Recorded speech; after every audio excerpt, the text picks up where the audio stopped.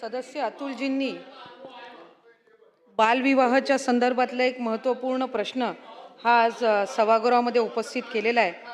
खरं तर अध्यक्ष महोदय, राष्ट्रीय कुटुंब आरोग्य सर्वेक्षणानुसार 2019 ते 21च्या कालावधीमध्ये त्यांनी सर्वेक्षण केलेलं होतं। त्यामध्ये साधारणपणे भारतामधली बालविवाहांची टक्केवारी ही 23.3 आणि महाराष्ट्रातली टक्केवारी ही 21.9 ही भारताच्या सरासरीपेक्षा त्या ठिकाणी त्या सर्वेमध्ये कमी होती। 2023-24 मध्ये पुन्हा एकदा त्यांनी काही ठराविक जिल्ह्यांचं सर्वेक्षण केलं आणि त्याच्यामध्ये भारतातला जो ॲव्हरेज आहे तो साधारणपणे 20.1% आणि महाराष्ट्रातला जो आहे तो 2019-21च्या तुलनेमध्ये घटून तो म्हणजे बालविवाह होण्याच्या प्रमाणाच्या संख्येमध्ये घट होऊन तो 19.7% आला। तरी अध्यक्ष महोदय, ज्या महत्त्वपूर्ण विषयाच्या संदर्भामध्ये सन्मान्य सदस्य महोदयांनी या ठिकाणी सूचना केलेल्या आहेत, खरं तर 2018-19च्या कालावधीमध्ये बालविवाह रोखण्यात आलेले 147 होते आणि त्याच्यामधल्या 10 जणांवर FIR दाखल झाला होता।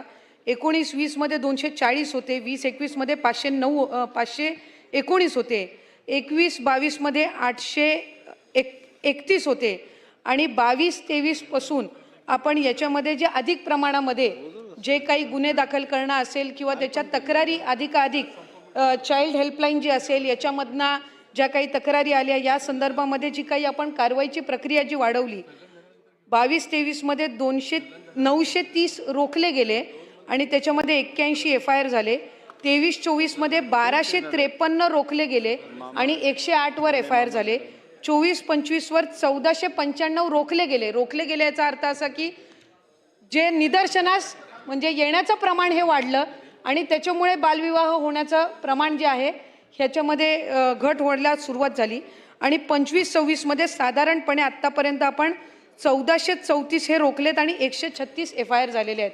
अध्यक्ष महोदय, याच्यामध्ये अधिकाधिक बालविवाह होण्याचे जे प्रकार आहेत हे निदर्शनास यायला लागलेले आहेत स्थानिक प्रशासनाच्या आणि त्याच्यावर कारवाई करण्याचं प्रमाण हे वाढलेलं आहे आणि आत्ता आपण बालविवाहामध्ये सहभागी होणारे दोन्ही कुटुंब, तिथले भटजी, तिथलं वाजंत्री, सहभागी होणारे ग्रामस्थ या सगळ्यांवर आपण गुन्हे हे त्या ठिकाणी दाखल करत असतो। त्याच्यामुळे निदर्शनास येण्याचं प्रमाण हे वाढलेलं आहे आणि राजस्थानच्या सरकारला जे पत्र दिलेलं आहे ते साधारणपणे लग्नपत्रिकेमध्ये त्यांनी मुलीच्या आणि मुलाचं, वर आणि वधूचं बर्थ डेट त्यांनी त्याच्यामध्ये नमूद करावी असं त्या संदर्भातलं राजस्थानच्या सरकारकडे आपल्या इथून आयोगाकडनं म्हणजे कशा पद्धतीने ते करतायत तर ते अंमलात आणण्याच्या दृष्टिकोनातून महाराष्ट्र सरकारच्या वतीने किंवा विभाग म्हणून आपण त्याच्यामध्ये ग्रामविकास विभाग आणि विधी व न्याय विभाग यांच्यासोबत त्याच्यामध्ये आपण त्यांच्यासोबत समन्वय साधून हे आपल्याही राज्यामध्ये तो नियम आपल्याला आणता येईल का तर या संदर्भामध्ये योग्य ती कारवाई केली जाईल। जिल्हाधिकाऱ्यांच्या अध्यक्षतेखाली जिल्हा कृती दल, ग्राम संरक्षण कक्ष तालुका स्तरावर, ग्रामपंचायत स्तरावर हे कार्यरत आहेत आणि ते अधिकाधिक सक्षम करण्याचं काम हे सुरू आहे।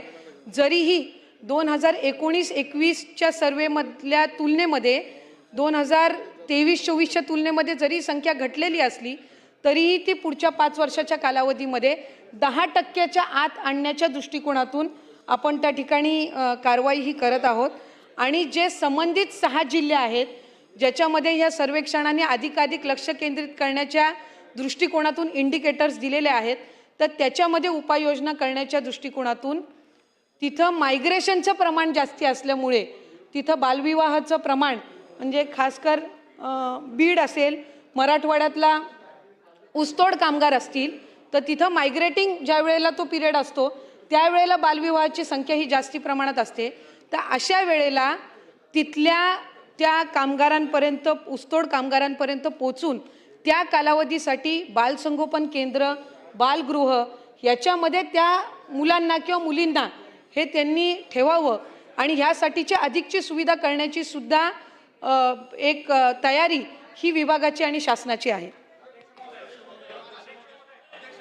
आज प्रश्न क्रमांक 2 मध्ये बालविवाहामुळे मुलींच्या शिक्षणावर तसेच आरोग्यावर परिणाम होत असून माता मृत्यू आणि कुपोषणाचे प्रमाण वाढत आहे, अशा पद्धतीचा प्रश्न आहे अध्यक्ष महाराज. माझा या ठिकाणी स्पेसिफिक प्रश्न माननीय मंत्री महोदयांना आहे की महाराष्ट्रामध्ये मोठ्या प्रमाणात बालमृत्यूचे प्रमाण वाढतात आहे, त्याची कारण काय नेमकं? तुम्ही म्हणालात एकीकडे थांबायचं चालू आहे, तास एकीकडे संपलेला बालमृत्यूचं आहे. प्रमाण वाढत. चला नाना भाऊ. सोमवार दिनांक 22 जून 2026 रोजीची तारांकित